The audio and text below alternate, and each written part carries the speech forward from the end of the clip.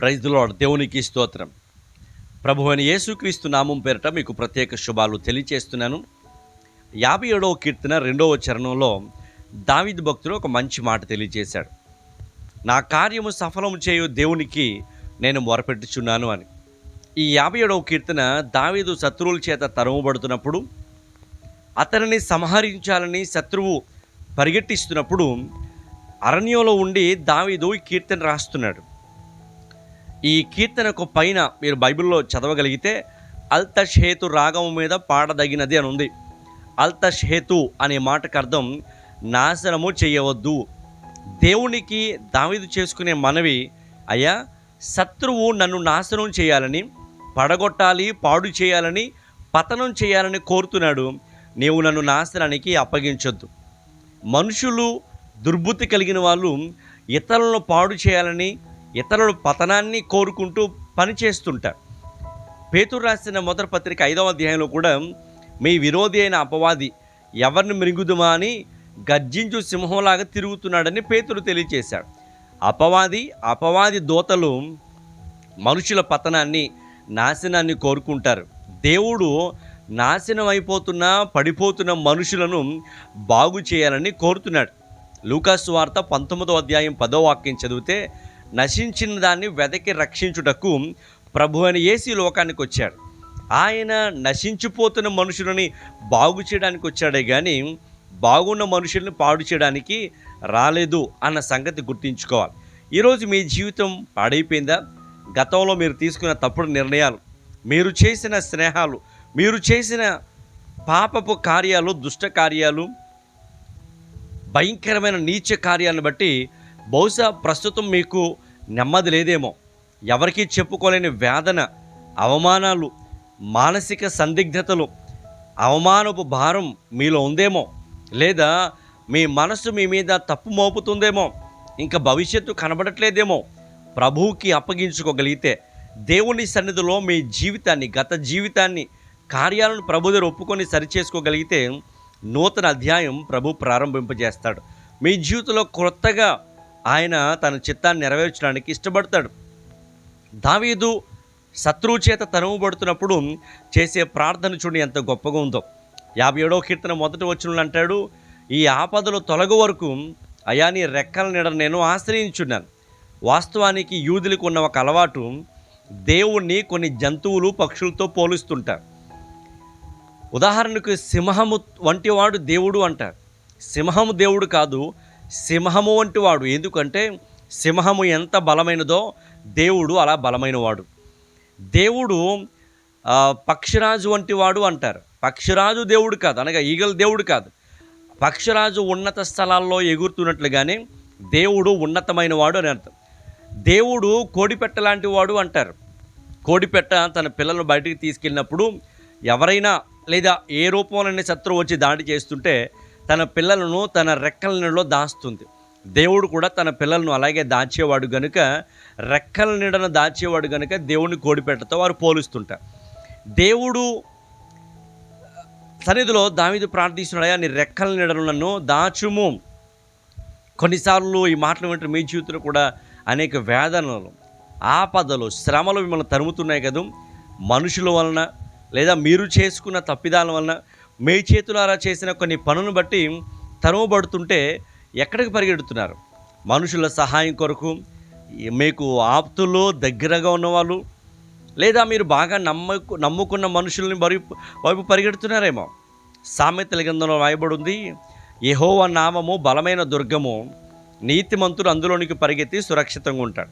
యేసు రక్తంలో కడగబడి, యేసు కుమారుడిగా, కుమార్తెగా మార్చబడి ఆయనను నమ్ముకున్న వారు ఆపద కలిగిన, వేదన కలిగిన, బాధ కలిగిన, ఇబ్బంది కలిగిన మనుషుల సహాయం కంటే దేవుని సహాయము గొప్పదని నమ్మి ఆయన దగ్గరికి వస్తారు. ఈరోజు మీరు ఎవరి దగ్గరికి పరిగెడుతున్నారు? మనుషుల దగ్గరికి పరిగెట్టి అలసిపోయారు కదా. మీ మనసుకి ఎవరెవరో గుర్తు వస్తున్నారు. అరే ఈ కష్టం పోవాలంటే, ఈ ఆర్థిక ఇబ్బంది తొలగిపోవాలంటే, మాకు ఈ డబ్బులు అవసరం, ఎవరి దగ్గర పరిగెడదాం అన్నప్పుడు ఎవరో మనుషులు మీ మనసులోకి వస్తున్నారు. వారి వలన మీకు సహాయం కలగచ్చు, కలగకపోవచ్చు. కానీ ప్రభువు సన్నిధికి వస్తే ఆపదలు తొలగిపోయేంత వరకు ఆయన తన రెక్కల నీడలో నేను దాస్తాడు. ఈరోజు బహుశా మీ కుటుంబం శోధనలో ఏడవబడుతుందేమో, మీ మనస్సు, మీ వ్యక్తిగత జీవితం అనేక సందిగ్ధతల మధ్య నడిపించబడుతుందేమో. ఈ పరిస్థితులు దాటేంత వరకు ఆయన రెక్కల నీడలో దాగి ఉండండి. ఆయన శరణు కోరుకోండి. ప్రభువు మిమ్మల్ని తప్పించేంత వరకు ఆయన సందులో దాగి ఉండండి. ప్రభు మీకు సహాయం చేస్తాడు. 2వ వచనంలో అంటాడు, నా కార్యము సఫలము చేయు దేవునికి నేను మొరపెడుతున్నాను. ఒకవేళ మీరు ఏదైనా పని ప్రారంభించారా, ప్రారంభించబడిన ఆగిపోయిందా, లేదా కొనసాగుతుందా, పని పూర్తయ్యేంత వరకు ఆయన మిమ్మల్ని విడిచిపెట్టేవాడు కాదు. కొంతమంది కొన్ని పనులు ప్రారంభిస్తారు, మధ్యలో ఆపేస్తుంటారు. ఆరంభశూరులు ఉంటారు. బైబిల్ చెబుతుంది, కార్యారంభము కంటే కార్యాంతము మేలు. పని ప్రారంభించి మధ్యలో వదిలేసే కంటే ఆ పని పూర్తి చేసే వాళ్ళే గొప్పోళ్ళు. కొంతమంది కొన్ని పనులు ప్రారంభిస్తారు చాలా ఉత్సాహంగా, హుషారుగా, ఆసక్తిగా. అయితే ఓపిక చాలక, శక్తి చాలక ఏదో కారణంతో మధ్యలో వదిలిపెట్టేస్తారు. మీరు కూడా అలా వదిలిపెట్టేస్తారు కదా. వీళ్ళు కొంతమంది గృహ నిర్మాణం ప్రారంభించారు. ఆర్థిక భారం కావచ్చు, మరి ఏదో కారణం చేత అది మధ్యలో వదిలిపెట్టేశారు. చాలా కాలం అయిపోయింది, మరలా ఆ పని వైపు మీరు చూడట్లేదు. ఆశ అయితే ఉంది, మీకు కోరిక ఉంది ఆ ఇంటిని నిర్మించుకోవాలని, కానీ సరిపోవట్లేదు మీ సామర్థ్యం. ఆగిపోయిన ఇంటి పనిని, లేదా ఏదో కారణం, ఏదో కార్యం ఆగిపోయింది. ఆగిపోయిన ప్రతి పని పూర్తి చేసేవాడు దేవుడే. దేవుని వాక్యంలో ఆదికాండం 24వ అధ్యాయం అని చదువుకుంటే, అబ్రహాము కుమారుడైన ఇస్సాకుకి పెళ్లి సంబంధం చూడడానికి పెద్ద దాసుడైన ఎలియాజరు వెళ్ళాడు. ఆయన ప్రార్థన చేస్తూ నా కార్యము సఫలము చేయమని దేవుని వేడుకున్నప్పుడు దేవుడే చక్కని కుమార్తెను ఇస్సాకు కొరకు సిద్ధపరిచాడు. ఆమె పేరు రెబ్కా. దేవుడు ఆ కుటుంబాన్ని కట్టినప్పుడు ఆ కుటుంబం ఎంతో చక్కగా వర్ధిల్లింది. ఈరోజు వివాహం చేయాలనుకుంటున్నారా? మీ పిల్లలకి ఒక ఉద్యోగం కొరకు వెతుకుతున్నారా? ఇల్లు కట్టుకోవాలి, లేదా ఇల్లు కొనుక్కోవాలనుకుంటున్నారా? ఏదో ఒక పని ప్రారంభించాలనుకుంటున్నారా? ప్రార్థనతో ప్రారంభించండి. ప్రార్థనతో ప్రారంభించి ఆయన చిత్తానికి అప్పగించగలిగితే మీ ప్రార్థనకు జవాబిచ్చి ఆయన మీ కార్యం సఫలం చేస్తాడు. 21వ కీర్తన 2వ వచనంలో కూడా భక్తుడు అంటాడు, మనోభీష్టము నెరవేర్చి అతని పెదవుల నుండి వచ్చిన ప్రార్థన మానక అంగీకరిస్తున్నాడు. ఈరోజు నువ్వు ప్రార్థించి ప్రతి పనిని ప్రారంభించగలిగితే ఆయన చిత్తానుసారమైన ప్రతి పనిలో కూడా నీకు దేవుడు తప్పక విజయాన్ని అనుగ్రహిస్తాడు. మన కార్యము సఫలం చేసేవాడు ఆయనే. యెషయా గ్రంథం 64వ అధ్యాయం 4వ వాక్యం చదివితే, తన కొరకు కనిపెట్టుకుని వారి విషయమే తన కార్యము నెరవేర్చు దేవుడు ఉన్నాడన్న సంగతి మాకు వినబడలేదు, ఆయన తప్ప ఇంకెవరో లేరు అంటాడు. అంటే దేవుని కొరకు కనిపెట్టుకుంటే వారి పనిని సఫలం చేసేవాడు దేవుడే. అలాంటి దేవుడు ఇంకెవరు లేరు, ఉన్నాడన్న సంగతి వినబడలేదంట. ఈరోజు నువ్వు దేవుని కోసం కనిపెడుతున్నాం, దేవుడే నన్ను ఆదుకోవాలని ఆయన వైపు చూస్తున్నాం. నేను దేవుడు మర్చిపోతాడు అనుకుంటున్నావా? విడిచిపెట్టేశాడు అనుకుంటున్నావా? ఆయన నేను పట్టించుకోవట్లేదు, నీ పట్ల ఎందుకో నిర్లక్ష్య వైఖరి చూపిస్తున్నాడు అనుకుంటున్నావా? నువ్వు ఆయన కొరకు కనిపెట్టుకుంటూ ఆయన వైపే చూస్తున్నావు. ఒకవేళ ఆరోగ్య విషయం కావచ్చు, నీ పిల్లల వివాహ విషయం, లేదా వ్యక్తిగతంగా నీ విషయం కావచ్చు, నేను మర్చిపోయేవాడు కాదు ఆయన. చూడుము నా అరచేతుల్లో నేను చెక్కుకున్నానని చెప్పిన దేవుడు నీ పని పూర్తయ్యేంత వరకు ఆయన నిద్రపోడంతే. నీ విషయమై ఆయన పని చేస్తున్నాడు. నువ్వు ప్రార్థన చేస్తుంటే నీ విషయం ఆయన పని చేస్తున్నాడు. నువ్వు ప్రార్థనలో కనిపెడుతున్నావు, ప్రార్థనలో ఆయన మీద ఆనుకుంటున్నావు, నువ్వు దేవుని మీద ఎంతగా నమ్మిక ఉంచావో ఆయనకి తెలుసు. నీ కార్యము సఫలం చేసేవాడు ఆయనే.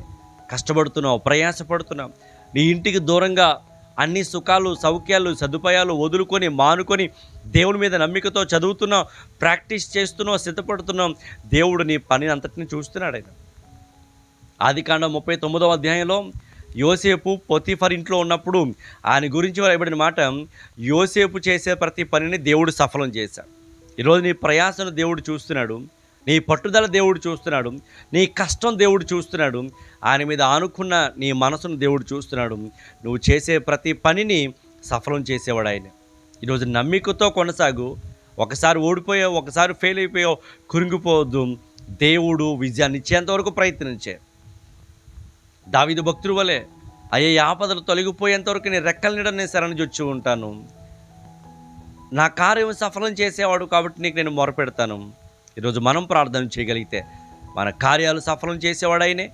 మన జీవితంలో నూతన కార్యాలు జరిగించి అనేకుల ఎదుట సాక్షిగా నిలబెట్టేవాడు ఆయనే గనుక వాగ్దానాన్ని బట్టి ధైర్యం తెచ్చుకుందాం, ప్రభు వైపు చూద్దాం, దేవునికి సమస్తాన్ని అప్పగించుకొని ఆయన చిత్తానుసారంగా నడవడానికి మన హృదయాలను సమ్మతపరుచుకుందాం. దేవుని కృపతో మిమ్మల్ని నింపి నడిపించును గాక. ఆమేన్.